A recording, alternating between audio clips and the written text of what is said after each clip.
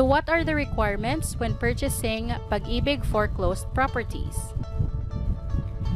For self-employed, the basic requirements include accomplished buyer's information sheet, 2 copies, with recent 1x1 ID photo, 2 copies.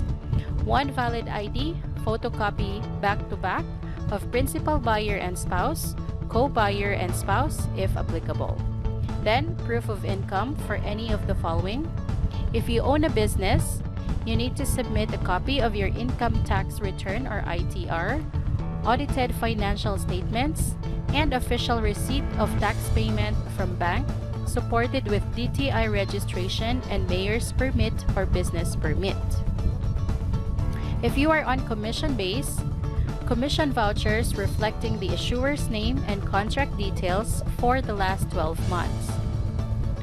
For drivers, certified true copy of transport franchise issued by appropriated government agency, LGU for tricycles, and LTFRB for other BUVs.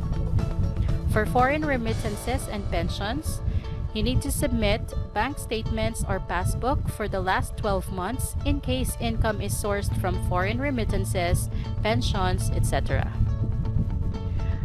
For rental payments, a copy of lease contract and tax declaration if income is derived from rental payments.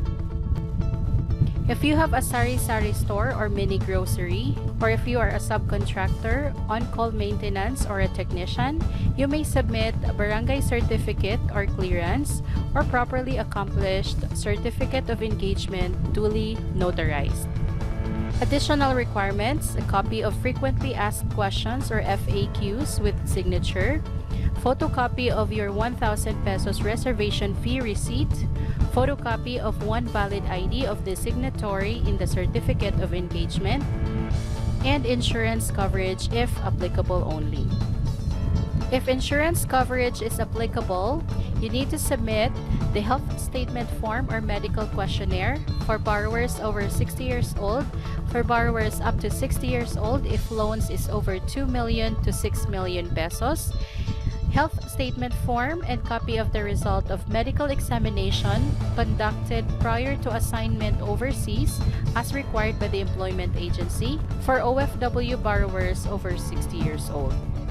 For locally employed, the basic requirements are the same: accomplished buyer's information sheet, valid ID and proof of income, which is any of the following: notarized certificate of employment and compensation or CEC indicating the gross monthly income and monthly allowances or monthly benefits received by the employee, certified 1-month payslip within the last 3 months prior to date of loan application, and latest income tax return or ITR for the year immediately preceding the date of loan application with attached BIR form number 2316 stamped received by the BIR. Please note, for government employees, the certified 1-month payslip within the last 3 months prior to date of loan application must be submitted together with CEC or ITR. Additional requirements: copy of frequently asked questions with signature, photocopy of your reservation fee receipt, and insurance coverage if applicable only. For overseas Filipino workers or OFW, basic requirements is the same: accomplished buyer's information sheet, valid ID and proof of income, which is any of the following: employment contract or certificate of employment and compensation or income tax return filed with host country or government. Please note that if your documents are in foreign language, English translation is required. And same list of additional requirements if applicable. For OFW members, special power of attorney or SPA notarized prior to date of departure. For OFW member abroad, a SPA notarized by a Philippine consular officer or SPA notarized by a local notary of the country where the member is working but duly authenticated by the Philippine consulate.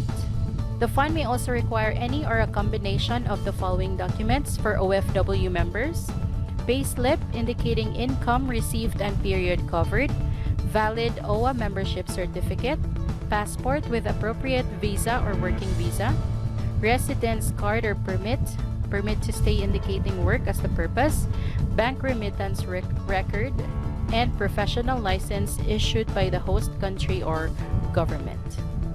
Here is the list of accepted IDs if you want to purchase a Pag IBIG foreclosed property.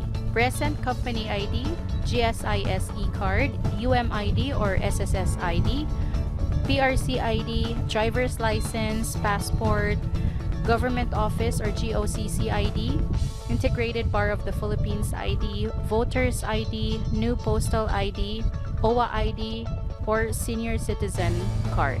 If you don't have any of these, then you may inquire directly at the Pag IBIG branch for other accepted IDs or documents. Thank you for watching, and please don't forget to like this video and subscribe to my channel, Pinay Investor.